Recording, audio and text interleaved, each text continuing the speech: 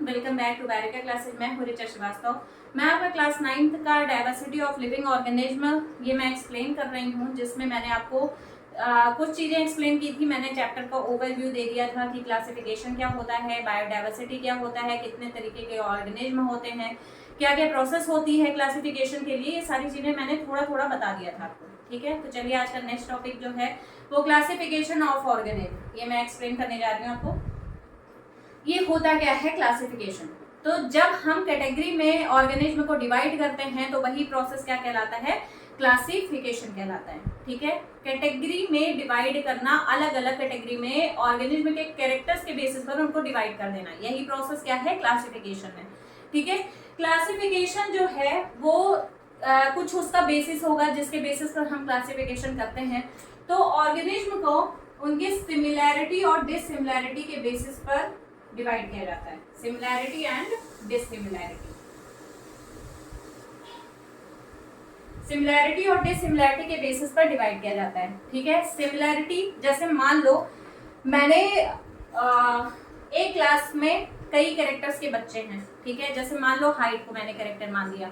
ठीक है, कुछ बच्चे ऐसे होंगे जिनकी हाइट बहुत लंबी होगी, कुछ बच्चे होंगे जिनकी हाइट कम होगी। ठीक है, तो अगर मुझे डिवाइड करना है कि जो लंबे बच्चे हैं उनको अलग कर दूं और जो छोटे बच्चे हैं उनको अलग कर दूं, तो ये मैं आसानी से कर सकती हूँ। ठीक है, किस बेसिस पर, उनके कैरेक्टर्स के बेसिस पर। यानी कि हाइट वाले बच्चे को एक रो में कर दिया मैंने, और जो कम हाइट वाले बच्चे थे यानी कि जो छोटे बच्चे थे उनको क्या कर दिया, एक रो में कर दिया मैंने। ठीक है, उसी तरीके से कुछ दूसरा कैरेक्टर लिया जाएगा। उसमें से मान लो अगर कलर के बेसिस पर डिवाइड करना है तो जो फेयर बच्चे होंगे उनको मैंने अलग निकाल लिया, और जो थोड़ा सा डार्क कलर के बच्चे होंगे उनको मैंने अलग निकाल लिया। ठीक है, इसी तरीके से जो तेज बच्चे होंगे पढ़ने में उनको मैंने अलग कर लिया, जो थोड़ा कमजोर बच्चे होंगे पढ़ाई में उनको मैंने अलग कर लिया। इस तरीके से मैंने डिवाइड कर दिया अलग अलग कैटेगरी में बच्चों को। ठीक है, तो यही प्रोसेस क्या कहलाया, क्लासिफिकेशन कहलाया। ठीक है, अब सिमिलैरिटी और डिसिमिलैरिटी की बात क्यों की गई है। सिमिलैरिटी जैसे मान लो क्लास में मैंने हाइट कैरेक्टर को लिया और उसके बेसिस पर बच्चों को डिवाइड किया। तो मान लो लंबी हाइट के बच्चों को मैंने एक रो में लिया, छोटी हाइट के बच्चों को एक रो में लिया। ठीक है, अब जो लंबी हाइट के बच्चे हैं उनमें सिमिलैरिटी दिखाई देगी, मतलब उनकी हाइट जो होगी वो लगभग एक बराबर होगी। जो छोटे बच्चे होंगे उनकी हाइट एक बराबर होगी, यानी कि उनकी हाइट एक जैसी दिखाई देगी ज्यादातर।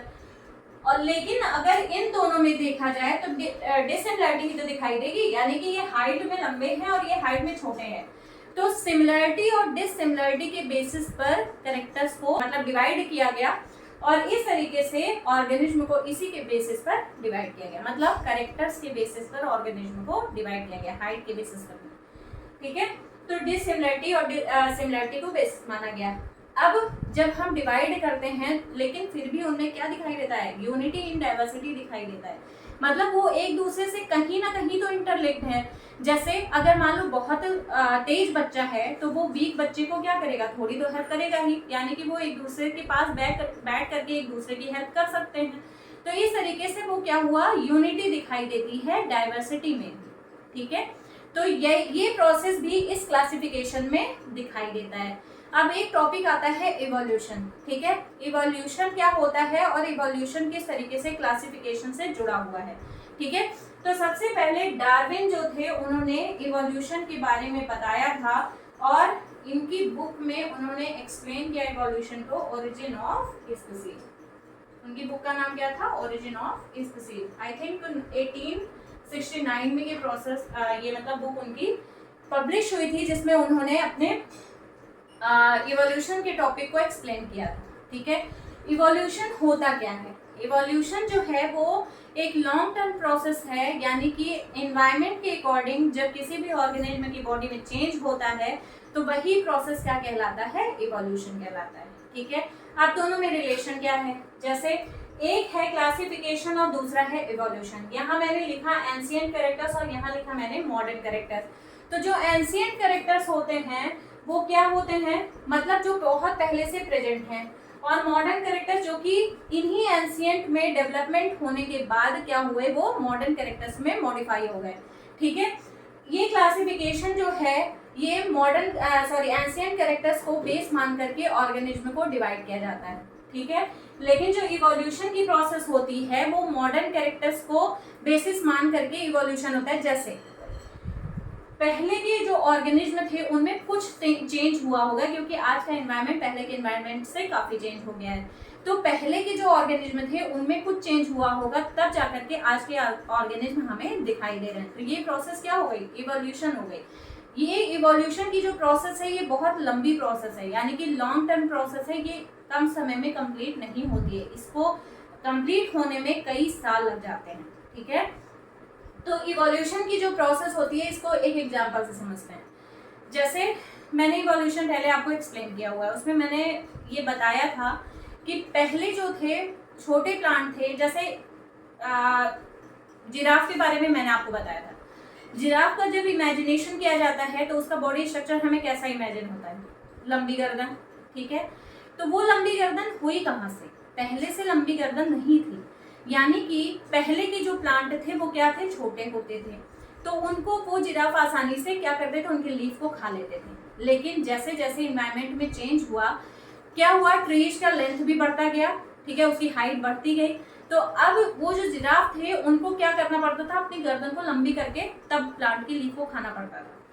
तो धीरे धीरे क्या हुआ, जो जिराफ अपनी बॉडी के मतलब अपनी गर्दन में जो जिराफ चेंज कर ले गए, वो क्या हुआ, वो आसानी से सरवाइव कर ले गए। लेकिन जो जिराफ अपनी बॉडी में चेंज नहीं कर पाए उनकी क्या हो गई, डेथ हो गई, यानी कि वो सरवाइव नहीं कर पाए। इसी तरीके से बहुत सारे ऑर्गेनिज्म ऐसे हैं जो कि एक्सटिंक्ट हो गए, क्योंकि वो इन्वायरमेंट के अकॉर्डिंग अपने आप को चेंज नहीं कर पाए। और जो ऑर्गेनिज्म अपनी बॉडी को इन्वायरमेंट के अकॉर्डिंग चेंज कर लिए, वो क्या हो गए, सरवाइव कर ले गए, ठीक है। तो जो हमें आसपास हमारे जितने भी ऑर्गेनिज्म दिखाई दे रहे हैं वो क्या है, अपनी बॉडी में मॉडिफिकेशन करके तब हमें दिखाई दे रहे हैं, ठीक है, जिसकी वजह से वो आज हमारे बीच में है, यानी कि सरवाइव कर पा रहे हैं। और जो सरवाइव नहीं कर पाए वो क्या हो गए, धीरे धीरे एक्सटिंक्ट हो गए। तो इस तरीके से इवोल्यूशन और क्लासिफिकेशन ये एक दूसरे से लगभग रिलेटेड है, क्योंकि जो एंशिएंट कैरेक्टर्स थे उन्हीं में तो चेंज हुआ, और किस प्रोसेस के थ्रू हुआ, इवोल्यूशन के प्रोसेस के थ्रू हुआ। और ये इवोल्यूशन की प्रोसेस में हुआ क्या कि एंशिएंट कैरेक्टर्स से मॉडर्न कैरेक्टर्स आ गए, ठीक है। तो ये जो प्रोसेस कंप्लीट हुई, ये कंप्लीट प्रोसेस क्लासिफिकेशन और इवोल्यूशन के बेसिस पर हुआ। अब क्लासिफिकेशन को बेसिस क्या माना गया, सबसे पहले क्लासिफिकेशन जो किया गया वो बेसिक कैरेक्टर्स को ही लेकर के किया गया। जैसे कुछ साइंटिस्ट थे, जैसे अरिस्टोटल थे। अरिस्टोटल ने क्या किया, अरिस्टोटल ने सबसे पहले ऑर्गेनिज्म को डिवाइड किया किसके बेसिस पर, उनके कैरेक्टर्स के बेसिस पर, यानी कि वो कहाँ पर रह रहे हैं, उनके हैबिटेट के बेसिस पर। जैसे वो एयर में रह रहे हैं या वाटर में रह रहे हैं या वो लैंड पर रह रहे हैं, इसके बेसिस पर ऑर्गेनिज्म को डिवाइड कर दिया, ठीक है। फिर इसके अलावा जो और साइंटिस्ट आए जिन्होंने और ज़्यादा क्लासिफिकेशन किया, तो हेकल एक साइंटिस्ट थे, विटकर और कॉर्ल बूथ, इन लोगों ने क्या किया, क्लासिफिकेशन किया ऑर्गेनिज्म का अलग अलग बेसिस मान करके, ठीक है। तो जो क्लासिफिकेशन होता है ऑर्गेनिज्म का, उस प्रोसेस को क्या बोलते हैं, टैक्सोनॉमी बोला जाता है, ठीक है। टैक्सोनॉमी मतलब ऑर्गेनिज्म को उनके कैरेक्टर के बेसिस पर डिवाइड कर देना। और भी बेसिस माने जाते हैं। क्लासिफिकेशन जब किया जाता है, यानी कि ऑर्गेनिज्म को क्लासिफाई करना ही क्या कहलाता है, टैक्सोनॉमी कहलाता है, ठीक है। तो क्लासिफिकेशन में सबसे पहले क्या किया जाता है, उनको आइडेंटिफाई किया जाता है। तो पहली प्रोसेस क्या हो गई, आइडेंटिफिकेशन, ठीक है। दूसरी प्रोसेस क्या हो गई, नोमेनक्लेचर, और तीसरी प्रोसेस क्या हो गई, कैटेगरीज में डिवाइड कर देना, ठीक है, यानी कि डिवीजन। तो ये जो प्रोसेस है, ये 3 प्रोसेस में कंप्लीट होता है क्लासिफिकेशन। सबसे पहले ऑर्गेनिज्म को आइडेंटिफाई किया जाता है कि वो लिविंग है या नॉन लिविंग है। अगर लिविंग है तो वो किस कैटेगरी में आता है, प्लांट की या एनिमल की कैटेगरी में आता है, ठीक है। फिर उसके बाद उनको नाम दिया जाता है। नाम देने के बाद फिर उनका क्या हो जाता है, डिवीजन हो जाता है या क्लासिफिकेशन हो जाता है, ठीक है। तो ये बेसिस माना गया क्लासिफिकेशन का। टैक्सोनॉमी का मतलब क्या होता है, क्लासिफिकेशन करना किसी भी ऑर्गेनिज्म का, ठीक है। ऑर्गेनिज्म का क्लासिफिकेशन ही क्या कहलाता है, टैक्सोनॉमी कहलाता है। फादर ऑफ टैक्सोनॉमी किसे बोला गया, लिनियस को। इन्होंने ही सबसे पहले डिवीजन करना स्टार्ट किया था या क्लासिफिकेशन स्टार्ट किया था, इसीलिए इन्हें क्या बोला गया, फादर ऑफ टैक्सोनॉमी बोला गया। ठीक है, लीनियस ने सबसे पहले डिवीजन किया और इन्होंने कौन सा क्लासिफिकेशन दिया,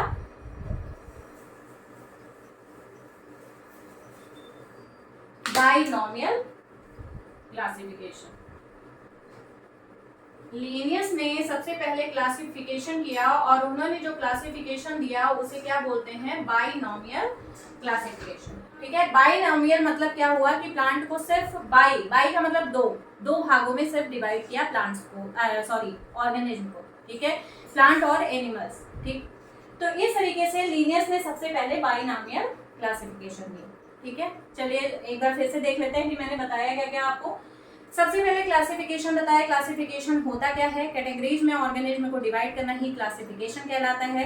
क्लासिफिकेशन का बेस जो था वो सिमिलरिटी और डिसिमिलरिटी लिया गया, मतलब जो ऑर्गेनिज्म सिमिलर दिखाई दिए उनको एक कैटेगरी में रख दिया गया, जो दूसरे ऑर्गेनिज्म जो सिमिलर दिखाई दिए उनको एक कैटेगरी में रख दिया गया, और ये जो दोनों कैटेगरी थी वो एक दूसरे से डिसिमिलर थी, इस तरीके से उन्हें डिवाइड किया गया। ठीक है, फिर उसके बाद तीसरा क्या था कि उन्हें, तीसरा मैंने क्या बताया कि यूनिटी इन डाइवर्सिटी भी उनमें दिखाई देती है, यानी कि वो एक दूसरे से कहीं ना कहीं जुड़े हुए होते हैं। ठीक है, नेक्स्ट क्या था कि क्लासिफिकेशन के बारे में सबसे पहले जो क्लासिफिकेशन किया गया था वो लीनियस के द्वारा किया गया था, लेकिन इसके पहले मैंने एक और टॉपिक बताया, इवोल्यूशन। इवोल्यूशन को सबसे पहले डार्विन ने बताया था और उन्होंने अपनी बुक में इवोल्यूशन के बारे में एक्सप्लेन किया था। बुक का नाम क्या था, ओरिजिन ऑफ स्पीसीज। ठीक है, इवोल्यूशन और क्लासिफिकेशन में क्या रिलेशन है, तो क्लासिफिकेशन जो है जब एंशिएंट कैरेक्टर्स के बारे में बात की जाती है तो वो क्लासिफिकेशन होता है, और जब इवोल्यूशन में मॉडर्न कैरेक्टर्स के बारे में बात की जाती है। ठीक है,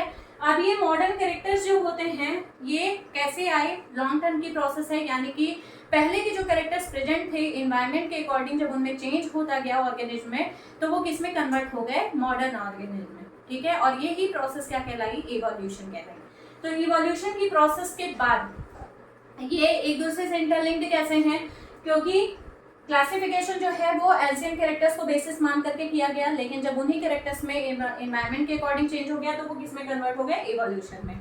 ठीक है, अब उसके बाद ये जो क्लासिफिकेशन किया गया था वो कुछ कैरेक्टर्स को ध्यान में रख करके किया गया था, यानी कि मॉडर्न और एंशिएंट दोनों कैरेक्टर्स को अब ध्यान में रख करके क्लासिफिकेशन किया गया। ठीक है, फिर उसके बाद क्लासिफिकेशन पे आते हैं, टैक्सोनॉमी क्या होता है, जब हम ऑर्गेनिज्म को क्लासिफाई करते हैं तो यही प्रोसेस क्या कहलाता है, क्लासिफिकेशन कहलाता है, टैक्सोनॉमी कहलाता है। टैक्सोनॉमी का बेस क्या माना गया, सबसे पहले हम ऑर्गेनिज्म को क्या करते हैं, आइडेंटिफाई करते हैं, फिर उसके बाद उनका नाम रखा जाता है, फिर उसके बाद उनको क्लासिफाई कर दिया जाता है। ठीक है, तो ये प्रोसेस हो गई। क्लासिफिकेशन के बारे में सबसे पहले लीनियस ने बताया था, या लीनियस ने ही क्लासिफिकेशन स्टार्ट किया था, इसीलिए इन्हें फादर ऑफ टैक्सोनॉमी भी बोला जाता है। और लीनियस ने जो क्लासिफिकेशन दिया वो कौन सा दिया, बाइनोमियल क्लासिफिकेशन। ठीक है, बाइनोमियल नोमेनक्लेचर या बाइनोमियल क्लासिफिकेशन भी इसे बोलते हैं। चलिए आज के लिए बस इतना ही। अब नेक्स्ट में एक एक जो किंगडम है उसको मैं एक्सप्लेन करूंगी। तो अगर आपको मेरे वीडियो पसंद आ रहे हो तो प्लीज़ मेरे चैनल को लाइक करें, शेयर करें एंड सब्सक्राइब करें। Thank you.